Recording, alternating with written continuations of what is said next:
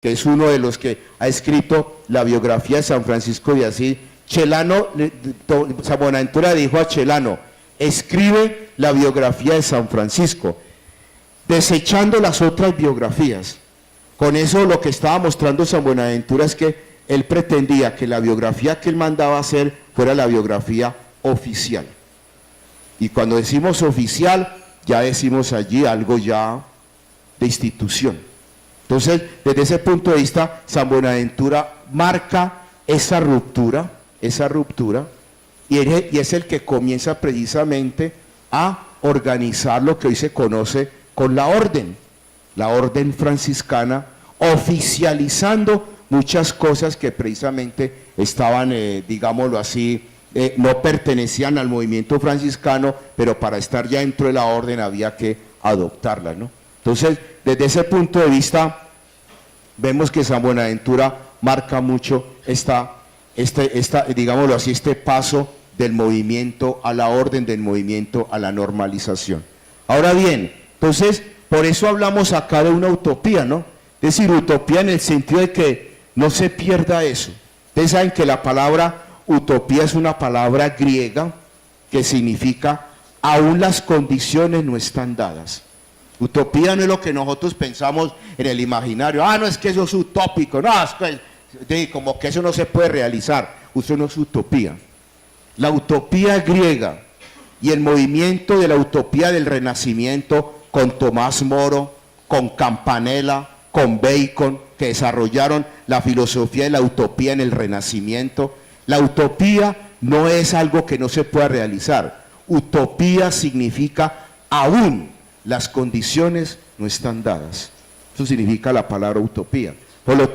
Es posibilidad, exactamente, es posibilidad. Entonces, por eso hablamos acá de una utopía, es decir, si las condiciones aún no están dadas para vivir ese franciscanismo que propuso Francisco de Asís, no perdemos precisamente eso. Por eso hay un libro que llama La Utopía Franciscana. La Utopía Franciscana. No dejar perder esas ideas originales de Francisco de Asís. No dejar perder el proyecto original de Francisco de Asís, no dejarlo perder. Y cuando estamos en ese empeño de no dejarlo perder, somos mujeres y hombres de utopía. Somos mujeres de hombre de utopía. Y la utopía entonces es eso, es no dejar perder esas ideas de justicia, esas ideas de equidad, ese seguir luchando y trabajando, que si las condiciones no están dadas, sin embargo, no las dejamos perder. Por eso la academia, el estudio, el concepto, ayudan justamente a mantener viva todo eso que no dejamos, que no queremos que se pierda, que si las condiciones no están dadas, no lo vamos a dejar perder. La utopía, por eso, desde ese punto de vista, es un concepto muy importante y que tiene un significado y un sentido muy especial, que nosotros deberíamos de saber aprovechar también, no dejar perder esa memoria, no dejar perder esa idea original, no dejar perder ese proyecto original, no dejar perder eso que se llama la proto-regla, o sea, eso que hubo antes de la regla.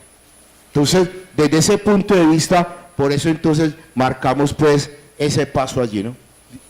Pero yo quería agregar algo y resaltar lo que está diciendo en el sentido de que dentro del contexto en el que vive San Francisco, anexarse a la iglesia era evitar ser tratado como hereje, ¿no es cierto?, y ser destruido. Entonces él estratégicamente, y resaltando lo que dice en el torno de la utopía, él ingresa a la iglesia para tratar de cambiar la iglesia desde adentro, ¿cierto? Porque si no iba a ser considerado como hereje y ser destruido o perseguido como los cátaros, como los albaceños y todos los otros que comentan. Entonces es muy interesante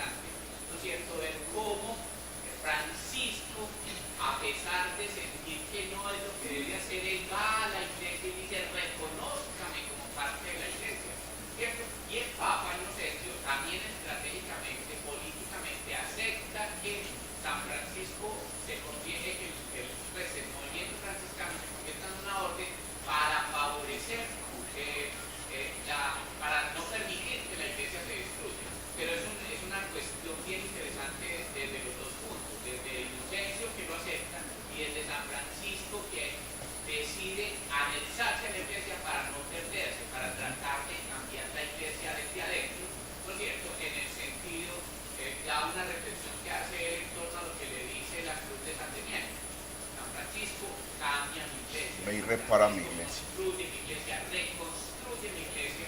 Entonces ese es un sentido bien interesante ahí. Sí, muy interesante y eso pues me lleva a mí a decir lo siguiente, ¿no? Es decir, solo hubo dos elementos que hicieron que el movimiento franciscano no fuera un movimiento herético. Uno, la adhesión a Roma, como dice nuestro profesor, a la curia romana, y el no andar con mujeres dentro del grupo. Esos dos elementos hicieron que el movimiento franciscano no fuera herético, porque todo lo demás lo vivían como los herejes. Caminaban como herejes, iban de pueblo en pueblo como herejes, trabajaban como los grupos heréticos, oraban como los grupos heréticos, todo lo vivían heréticamente, excepto su fidelidad a Roma y el no tener mujeres dentro del movimiento. Esos dos elementos hicieron que el movimiento franciscano no fuera un movimiento herético. Por lo demás, todo igualito a los herejes, todo igualito a los herejes, todo igualito. Por eso es que mucha gente los repelía y los rechazaba cuando iba por los pueblos porque pensaban que eran otros herejes. Pensaban que eran otros herejes. No, cuando yo les digo que eran itinerantes y que saludaban, no piensen pues que la cosa era así como tan mamey, pues tan color de rosa, no. Ellos también se enfrentaron a situaciones duras que la gente los rechazaba, los repelía porque pensaban que eran otros herejes. Otros heréticos, entonces no fue tan fácil la cosa tampoco. Entonces de pronto yo la presenté como muy dulzarrona, pero yo me imagino los sufrimientos de ellos también cuando se confrontaban a la gente, ¿no?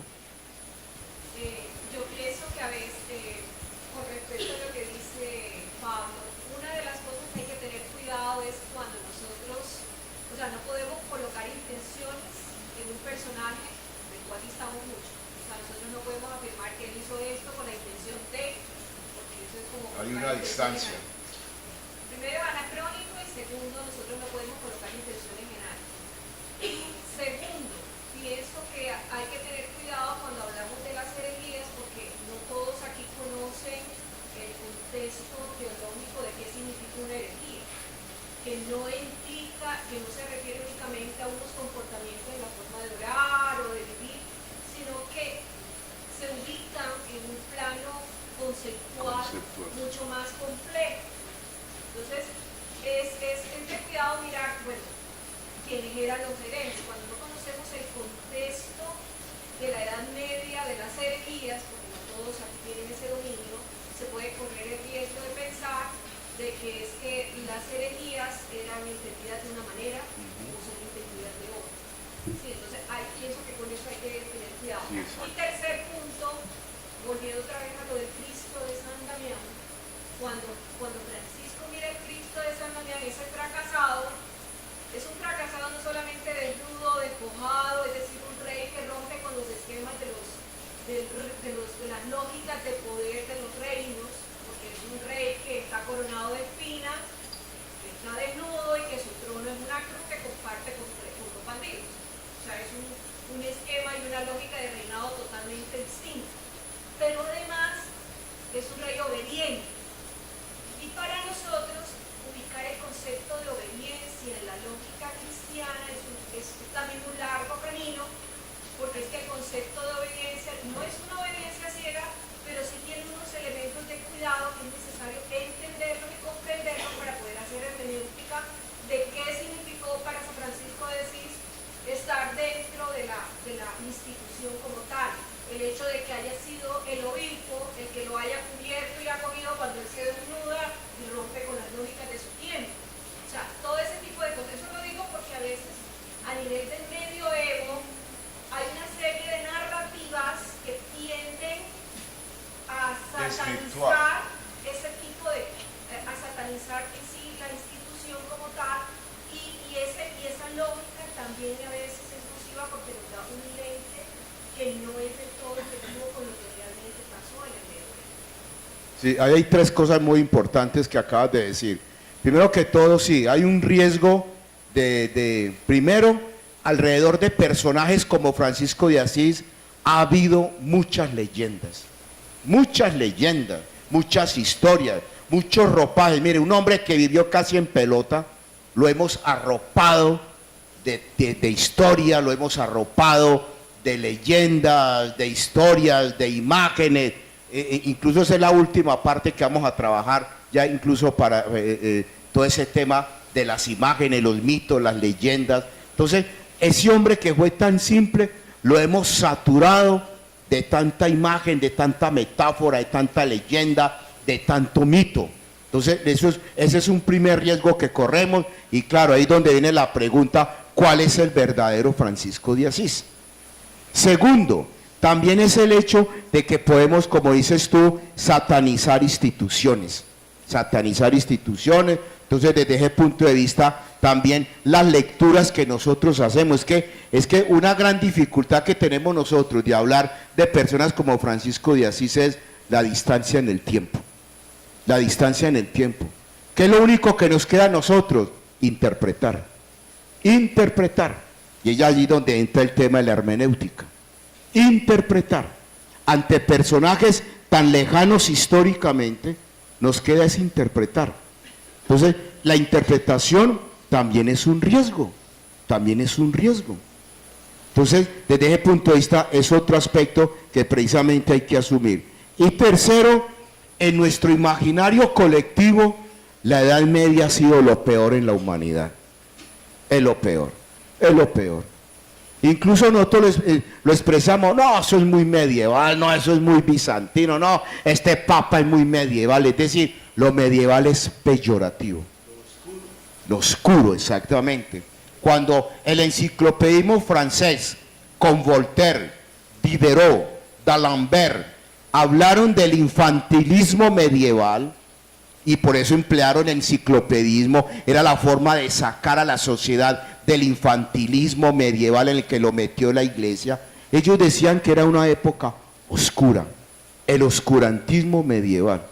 O sea, esos 10 siglos, porque la Edad Media va del siglo V al siglo XV. Mañana vamos a comenzar justamente el trabajo con una ubicación en el medioevo muy interesante. Entonces, esos 10 siglos, para muchos fueron 10 siglos perdidos. ¿Por qué el Renacimiento? Y mire la palabra, renacer, es volver a Grecia. Olvidaron 10 siglos. El Renacimiento europeo fue volver a Grecia, renacer. ¿Y cómo trajeron a Grecia? En el arte. El arte renacentista fue la forma como Grecia volvió, porque el medioevo no sirvió para nada. Pero son precisamente los humanistas también. Entonces, desde ese punto de vista, esos 3 elementos son muy importantes a tener presente, porque desafortunadamente el tema del medioevo pues es algo muy peyorativo. Es más, yo que trabajo en Bogotá solo somos 7 profesores que trabajamos el pensamiento medieval, 7 profesores, y nos encontramos y conversamos. Somos 7 que nos hemos identificado, 7. Es decir, el pensamiento medieval aquí es una cosa que no se trabaja. En Europa sí es algo que se estudia mucho y se trabaja, y grandes bibliotecas y grandes institutos. Eso sí, allá sí tiene mucha trascendencia y relevancia, entre nosotros no. Aquí eso es peyorativo, eso es medieval, decimos, eso es medieval, eso es bizantino, eso es perder el tiempo, Y el Renacimiento nos hizo también pensar mucho justamente en eso. Entonces, fijémonos que desde ese punto de vista lo que tú dices es verdad. Eso es muy interesante, tu intervención y las lecturas que tú haces acerca de esto, ¿no? Entonces, retomando esto, pues nos damos cuenta pues la ubicación que queremos hacer con esto, ¿no? Por eso, desde ese punto de vista, ante ese paso del movimiento a la orden, entonces vienen tiempos de dudas, vienen tiempos de pruebas, de tentaciones, de dificultades. San Francisco, cuando vio que esto ya era un grupo grande y que ya la cosa estaba normalizada con la Iglesia, al aceptarle la regla, San Francisco comienza también a vivir situaciones duras.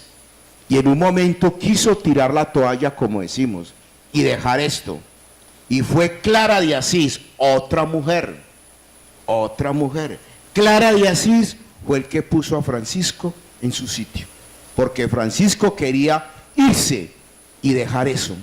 Esto se le estaba poniendo tan pesado, que él quería renunciar, irse y dejar tirado esto. Y fue Clara quien lo puso en su sitio. Clara de Asís, otra mujer. O sea que las mujeres sí son buenas consejeras. Otra mujer marcó la memoria de Francisco de Asís.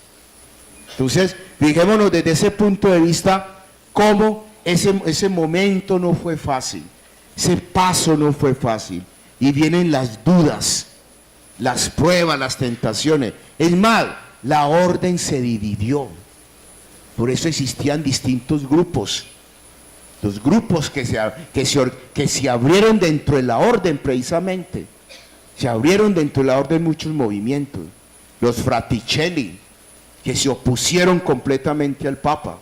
Ustedes vieron El nombre de la rosa, ¿no? ¿Sí? ¿Les suena algo El nombre de la rosa? Una película, ¿no? El libro de Humberto Eco. En El nombre de la rosa se ve muy bien claramente esas disidencias al interior de la orden franciscana. Disidencias. Porque eran grupos que no querían romper con el proyecto de Francisco. Porque eran otros grupos que querían estar con la iglesia, porque eran otros grupos que querían vivir todavía más pobre que Francisco de Asís. Oiga, más pobre que Francisco de Asís. Disidencias. Es decir, fue un momento de mucha tortura, de muchas dificultades. Por eso es que no nos podemos escandalizar si algo caracteriza a nuestro pensamiento franciscano, es precisamente el hecho de la diferencia. El concepto de diferencia es un concepto clave en el pensamiento franciscano. Escoto, Ockham, Lull trabajan muy bien el concepto de diferencia. Eso es algo muy importante en el pensamiento franciscano. Muy importante el concepto de diferencia. Y eso está marcado precisamente allí, porque si algo sostiene la diferencia es la singularidad. La singularitas es un tema muy trabajado por el pensamiento franciscano. La singularidad, el respeto por la identidad de cada uno. El respeto por la identidad de cada uno. Esa singularitas, esa diferencia, eso que hace que yo sea lo que yo soy, mi identidad, eso es algo muy respetable en el pensamiento franciscano. Y allí esas singularitas la encontramos en la metafísica, esas singularitas está en la teología, esas singularitas está en la política, esas singularitas está en la filosofía, esas singularitas está en la ética, en la economía. Esas singularitas, que es lo que marca precisamente la diferencia. Por eso, esas disidencias al interior de la orden marcan el tema de la diferencia. De ahí que en la fraternidad franciscana nosotros tengamos también que prepararnos para vivir en el conflicto. En el conflicto. El conflicto es algo sano y algo propio de una entidad que vive en términos de diferencia. Eso es algo sano, el conflicto. Entonces, uno también tiene que estar preparado para eso, para el conflicto. Y el conflicto es algo que se vive sanamente y maduramente en entidades como estas, de espiritualidad franciscana. Entonces, por eso, desde ese punto de vista, entonces nos damos cuenta, ese momento fue duro, de mucho tormento, ese paso allí, ¿no? Ahora bien, dentro de esas pruebas, dentro de esas tentaciones, dentro de esos momentos difíciles de Francisco de Asís, viene el tema de la estigmatización. Nuevamente, el tema del cuerpo. Nuevamente, el tema de la memoria del cuerpo. Los estigmas. Los estigmas precisamente son una manifestación de esa memoria del cuerpo. Si algo quiso Francisco de Asís desde un comienzo, él no quiso fundar órdenes, que nosotros no podemos hablar de Francisco como fundador. La iglesia lo tiene como fundador, pero Francisco no es ningún fundador. Él no quiso fundar nada. Él lo que quiso fue vivir el evangelio y no más. y no más. Que ya después se le unieron otros manes ahí, fue otra cuestión. Pero él lo que quiso fue vivir el evangelio, no más, sin pensar en orden ni en fundaciones. Entonces, ¿qué quiso Francisco de Asís toda la vida? Configurar su vida a la de Cristo. El Francisco de Asís emplea mucho el término latín conformitas. Francisco no habla de imitación. Ustedes se pongan en la tarea de buscar en los escritos de San Francisco el término imitación, no lo van a encontrar. Francisco no habla de imitar a nadie. Francisco habla de conformar la vida, de configurarla a Cristo. Muy distinto que imitar. Porque si algo tiene esta experiencia franciscana, es la libertad. Es la libertad. Y allí Escoto es el que mejor ha pensado el tema de la libertad. Escoto, el filósofo de la libertad. Así lo llama un autor que lo estudia. Escoto, el filósofo de la libertad. Orlando Todisco, un pensador franciscano italiano. Entonces, la libertad. Por lo tanto, no se habla de imitación, se habla de conformitas, de conformar, de configurar la vida a la de Cristo. Entonces, desde ese punto de vista, la estigmatización es el resultado de alguien que quiso ser como Cristo. De alguien que quiso ser como Cristo.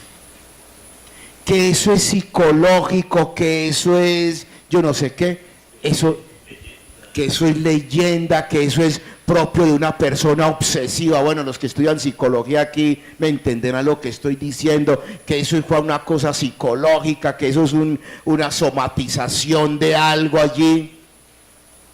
Yo allá no me meto. Yo solo sé y creo que fue un hermano que toda la vida luchó por configurarse a Cristo y lo logró. Como quien quiere ser como el Che y se deja crecer la barba y usa su boina y toma las armas porque quiere configurar su vida al Che. Creo que todos nosotros tenemos nuestros héroes. Todos tenemos nuestros héroes. Entonces, ¿quién no quiere ser como su héroe? ¿Quién no quiere ser como ese cantante, como esa actriz, como ese actor, como ese periodista, como ese científico, como ese deportista? ¿Quién no? Todos lo tenemos, todos. Entonces, yo veo aquí un ser humano que quiso ser como Cristo. Lo quiso vivir y lo vivió tanto que hasta sintió en carne propia lo que Cristo sintió. Entonces, desde ese punto de vista, es la configuración de una persona que quiso ser como Cristo y que luchó y se esforzó. Y esto que demuestra la estigmatización, que la iglesia, aún con su normatividad, aún con su derecho canónico, no le dañó el proyecto a Francisco. Él siguió con su idea, obstinada, terco, pero siguió con su idea, vivir el evangelio, ser como Cristo. Y ni siquiera la institución le cambió su ideal.